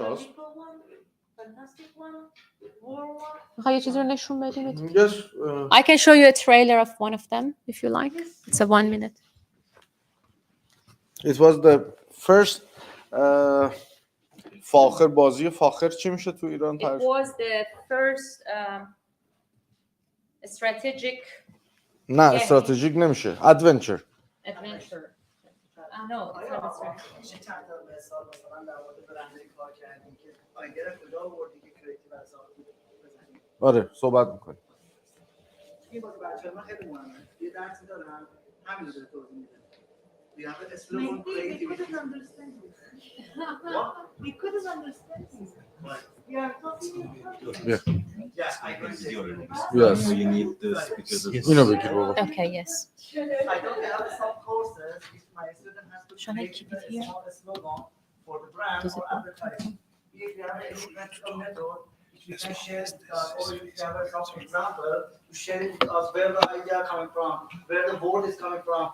For the brand and advertising, is not look like you're reading something and you're writing something. You have to be in the strategy. Lights off? And also your strategy is coming from your Lights. perfectionist. It's kind of It's the same. experience again. It is same again. Yeah, I want It to is know that is the creativity same again. methodology. Okay, I want to find. First of all, let me say that this is the first Iranian computer game in this large scale, and it was distributed internationally. Of course, Arman is not very happy. I mean, let's say because the script that he wrote was not completely is what came to the game, because it was everyone's first experience. So let's say that the group didn't understand the importance of the script at the beginning, but that's why, I mean, it's not fully the script which was written, but it was a huge success in the field of computer game design in Iran.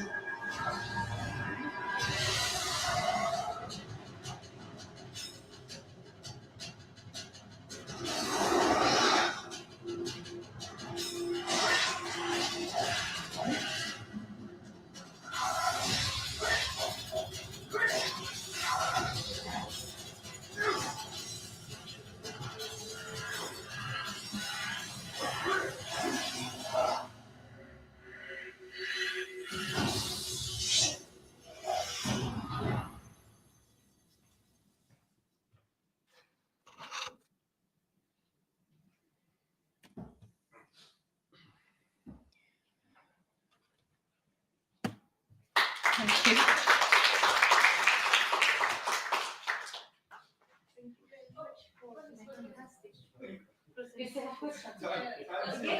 Last question, please. Are we still recording?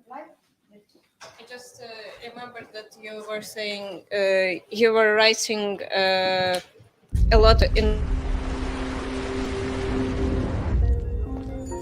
Do you remember how you discovered the world around you? Can you hear the beat of life? Can you hear it by seeing it and feeling with all your senses? Hey, can you still hear it? There's something in you, driving you, calling you. Calling you in closer and closer. It's happening right now. Time to free your curiosity that's always in you. Now it's time to act. This is an act of discovery. It requires looking to the world in new ways.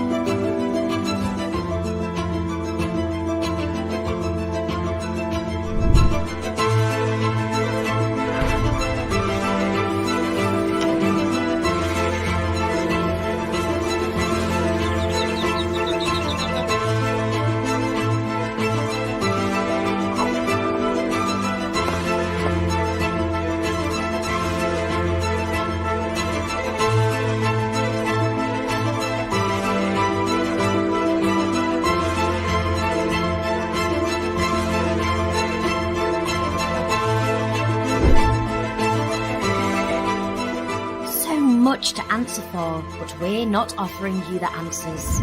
We are here to encourage your questions, but more important than the question is how you answer it.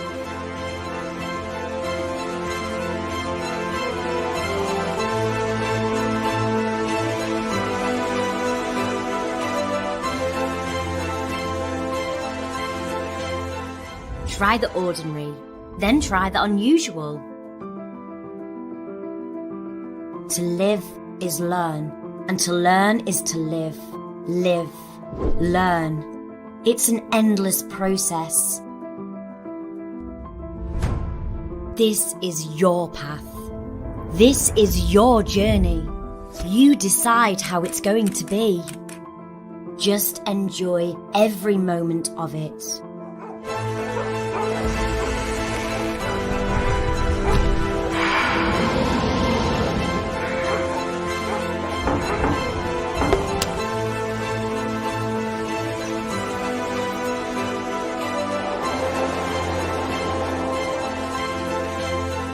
We believe in design, keeping it simple but also significant.